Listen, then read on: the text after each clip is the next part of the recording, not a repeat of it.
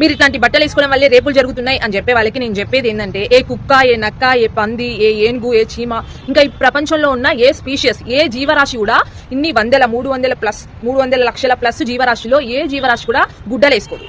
కానీ ఏ కుక్క ఇంకొక కుక్కని రేపు చేయదు, ఏ పంది ఇంకొక పందిని రేపు చేయదు, ఏ పులి ఇంకొక పులిని రేపు చేయదు, ఏ చీమ ఇంకొక చీమని రేపు చేయదు.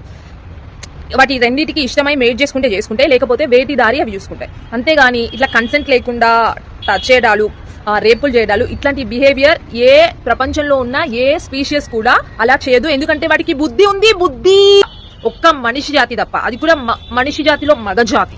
ఈ మిగతా స్పీషియస్ అన్ని హ్యాపీగా పీస్ఫుల్ గా బ్రతుకుతాయి, వేటికి నచ్చినట్టు అవి, కుక్కైనా నక్కైనా పందైనా ఏదైనా సరే. కానీ ఒక మానవ జాతిలో మాత్రమే మొగోళ్ళు ఆడోళ్ళని కంట్రోల్ చేసే ప్రయత్నం చేస్తూ ఉంటారు. తరతరాల నుంచి అది ఇంకా ఇప్పటికీ కూడా పోలేదన్నమాట.